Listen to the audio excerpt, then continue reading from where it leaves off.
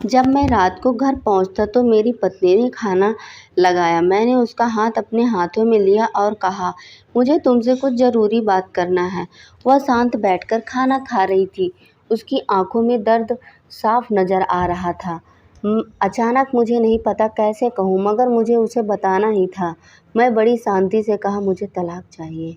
लगा जैसे मेरे शब्दों से कुछ फ़र्क नहीं पड़ा, बल्कि उसने मुझसे पूछा, क्यों तलाक चाहिए? मैंने उसके सवालों को अनसुना कर दिया। उसे गुस्सा आ गया। उसने चम्मच उठाकर फेंक दिया और ज़ोर से चिल्लाई, तुम इंसान नहीं हो। उसी रात उसके हमने एक दूसरे से बात तक नहीं की। वह रो रही थी। मुझे पता था कि वह चाहती नहीं थी कि आखिर ऐसा क्या हुआ है जो हमारा रिश्ता टूटने के कगार पर आ गया, पर मेरे लिए उसके सवालों का जवाब दे पाना मुमकिन था। मैं अब किसी और से, प्रिया नाम था उसका, प्यार करने लगा हूँ।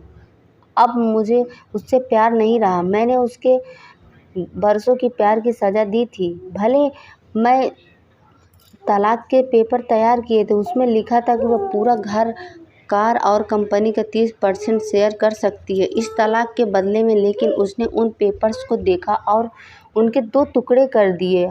और वह औरत जिसने मेरे जीवन के 10 साल बिताए थे, आज मेरे लिए वह अनजान हो चुकी थी। मुझे इन 10 सालों को उनसे मेरे लिए बर्बाद किया, मगर मैं क्या करूं? जो हो चुका मैं उसे बदल नहीं सकता था, क्योंकि मैं किसी और अपनी पत्नी से भी ज़्यादा प्यार करने लगा था। आखिरकार उसके सब्र का बांध टूट गया और वह फूट-फूट कर बोलकर मेरे सामने रोने लगी थी। उसका रोना एक तरफ से उसकी रिहाई की तरह थी।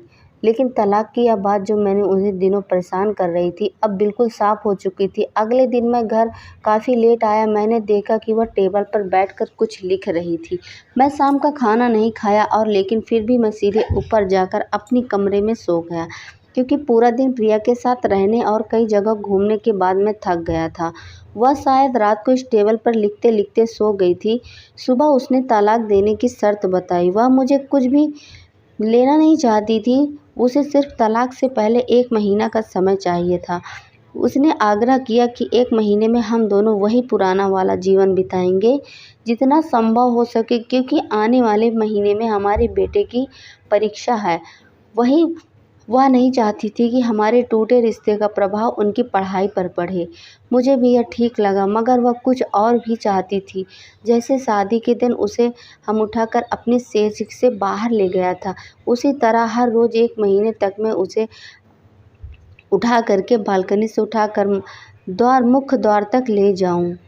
मुझे लगा कि यह पागलपन है इसका, मगर इन आखिरी दिनों में तो थोड़ा अच्छा बनाने के लिए मैंने उसकी यह शर्त स्वीकार कर ली। मैंने प्रिया को अपनी पत्नी की सभी शर्तें बताई तो वह हंसने लगी। मुझे लगा कि मेरी पत्नी कितने भी तरीके अपना ले, तलाक तो होना हो तो तय है। मेरी पत्नी और मैं किसी के भी इस दौरान नहीं मिले थे, लेकिन उसे उस दिन जब मैं उसे पहली बार उठाकर गेट तक लाया तो हम दोनों काफ़ी अजीब महसूस कर रहे थे। पीछे से हमारा बेटा भी खिलखिलाकर खुश हो रहा था। अगले दिन यह काम थोड़ा सामान्य हो गया और आसान हो गया। वह मेरे सीने से लगी और मैं उसकी खुशबू महसूस कर रहा था। ऐसा लगा जैसे कई दिनों के बाद मुझे यह खुशबू मिल रही थी, या फिर कई दिनों से मैं उसके होने का महसूस नहीं कर रहा था। पहले जितनी उसमें वो कसाव नहीं था और चेहरे पर कुछ हल्की झुर्रियाँ नज़र आ रही थी और बाल भी सफ़ेद होने लगे थे। यह वही औरत थी जिसने अपने जीवन के 10 साल मुझे समर्पित किए थे। चौथे दिन जब मैं उसे उठाया तो वही पुरानी रोमांस लौटने लगी थी। 5वें और 6वें दिन वही पुराना प्यार फिर से जागने लगा था। प्रिया को इस बारे में कुछ नहीं बताया था और उसे उठाना आसान हो गया था। शायद हर रोज़ यह सब करने का मैं आदी हो गया था। एक दिन मैं वह अपने पसंद की साड़ी निकाल रही थी, लेकिन कुछ खास नहीं थी। ढूंढ पाए उसने सांस भरते हुए कहा कि उसने सारे कपड़े बड़े हो गए हैं। तब मुझे पता चला कि वो काफ़ी दुबली हो गई है, इसलिए मैं उसे आसानी से उठा पा रहा हूँ। मेरे दिल में एक झटका सा लगा। उसने अपने दिल में काफ़ी सारा दर्द छुपा कर रखा था। पता नहीं कैसे आगे बढ़ा और उसके सर को छूकर देखा। अचानक हमारा बेटा आया और बोला, पापा, या तो मम्मा को उठाकर बाहर ले जाने का समय हो गया है। उसके लिए पापा द्वारा मम्मा इस तरह उठा ले जाते हुए देखना जीवन का अभिन्न हिस्सा बन गया था।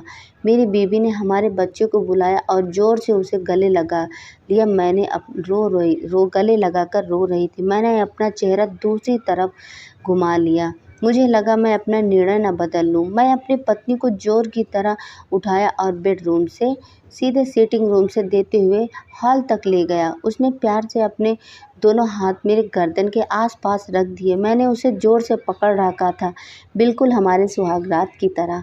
मगर उसका इतना कम वज़न मुझे परेशान कर रहा था। महीने के आखिरी दिन जब मैं उसे उठाया तो मेरे लिए एक कदम भी चलना मुश्किल हो रहा था। हमारा बेटा स्कूल जा चुका था। मैं अपनी कार से ऑफ़िस आ गया और कार से कूदकर बाहर आ गया बिना कार को लॉक किया।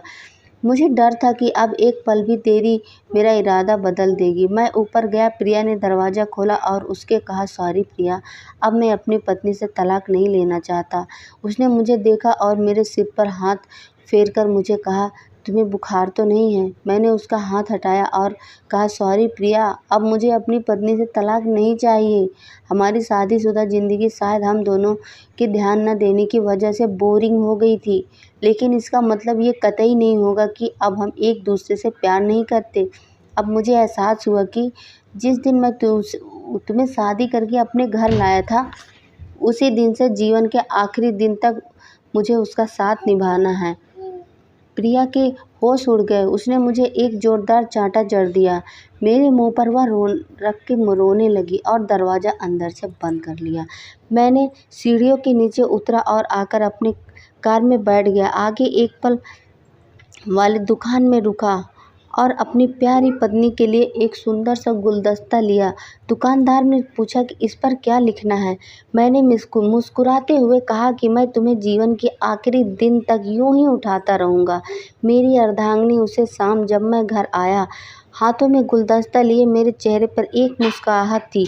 ऊपर अपने कमरे की तरफ भाग कर गया, लेकिन तब तक वह मुझे छोड़कर इस दुनिया से जा चुकी थी। हमेशा के लिए वह कई महीनों से कैंसर से लड़ रही थी, लेकिन मैं प्रिया के साथ इतना खोया हुआ था कि कभी ध्यान ही नहीं दिया उसे। पता था वह जल्दी ही मुझे छोड़कर जाने वाली, इसलिए वह मुझे मेरे बेटे के रिश्ते को टूटने से बचाना चाहती थी। मैं नीचे उसे तलाक देना चाहता था, लेकिन फिर भी मैं उसके मुँह से अपने बच्चों की नज़रों से एक प्यारा पति और एक प्यारा पिता बना दिया था। जीवन की छोटी छोटी बातें रिश्तों में बहुत महत्व रखती हैं।